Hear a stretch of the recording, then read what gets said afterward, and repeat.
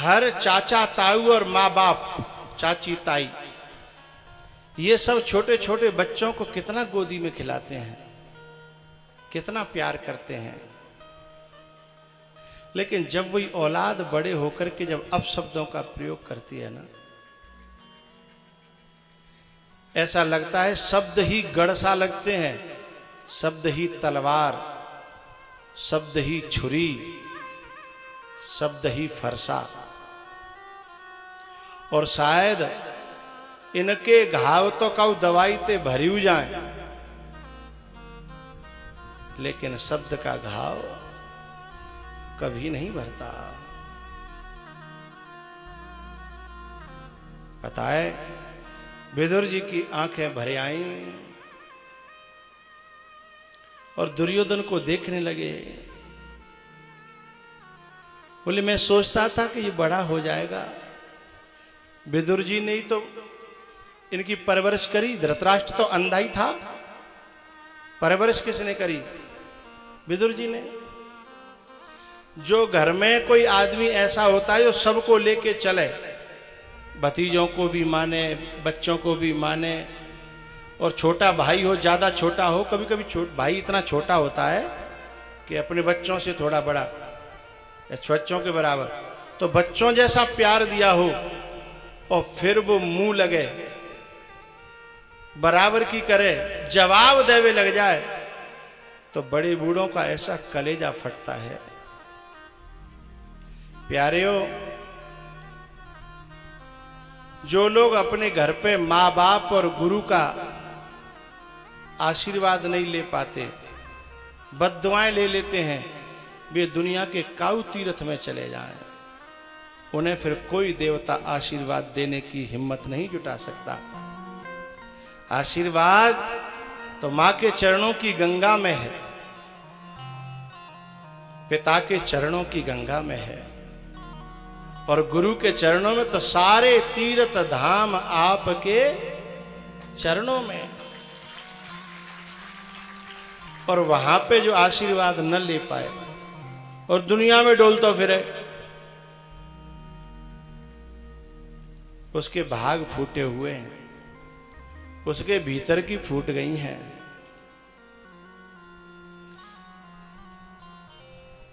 इन पांडवों ने हमेशा आशीर्वाद लिया था, कुछ भी नहीं था फिर भी विजयी हुए, और दुर्योधन ने केवल बद्दुआएं ली थी, सब कुछ था लेकिन फिर भी सुपड़ा साफ हो गया।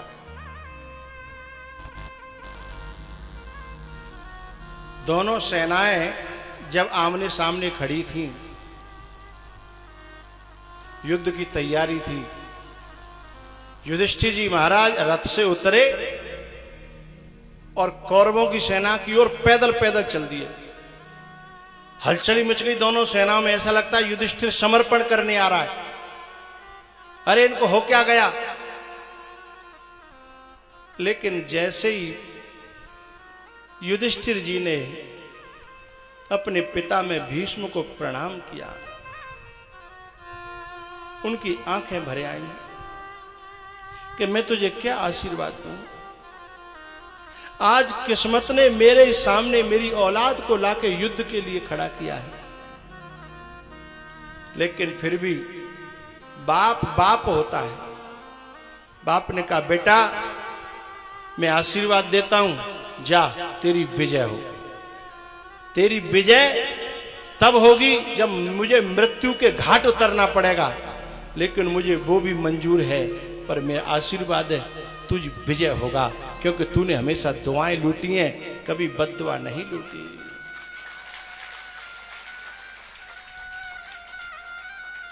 पिता में भीष्म को प्रणाम किया, आशीर्वाद पाया।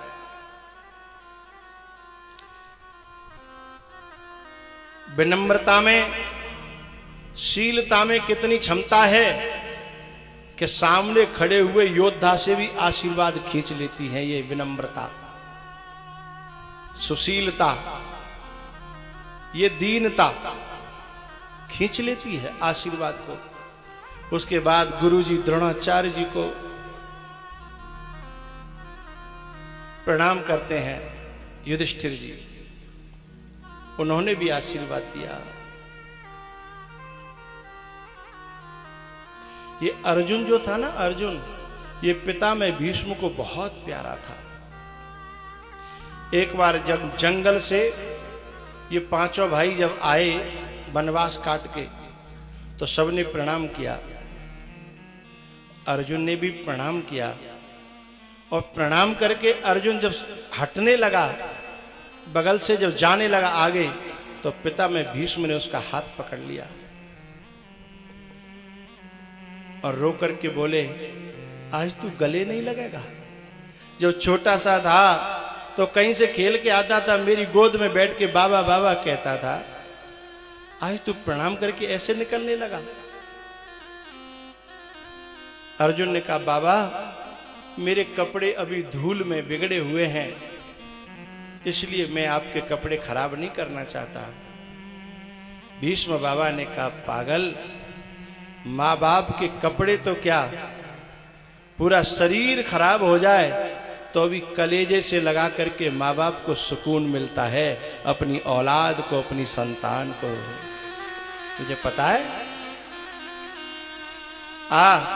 मेरे कलेजे से लग जा। और पिता में भीष्म ने अर्जुन को अपने कलेजे से लगाया।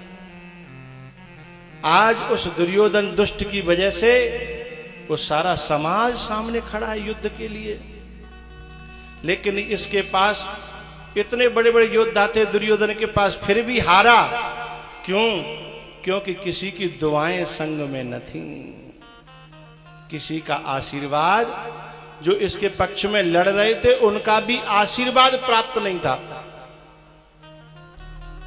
किन्हीं कारणों से, किन्हीं मजबूरियों से इसके पक्ष में तो थे, लेकिन दिल कहीं और था। पिता में भीष्म बहुत रोते थे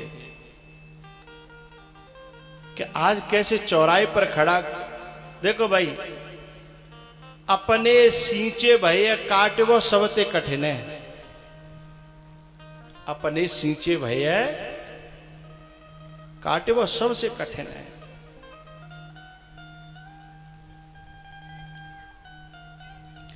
भीष्म ने जब अपने ही पुत्र पौत्र इन सब को जब सामने देखा, तो बाहर से तो खड़े थे ठीक ठाक, लेकिन अंदर करुणा का, रोने का अंबार था।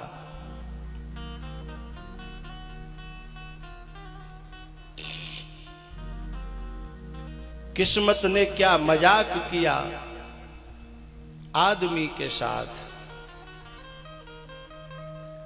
जब कौरवों की सेना में भीष्म खड़े थे, तब सोच रहे थे, किस्मत ने क्या मजाक किया आदमी के साथ। मैं हूं किसी के साथ, मेरा दिल किसी के साथ। मैं हूं किसी के साथ, मेरा दिल किसी के साथ।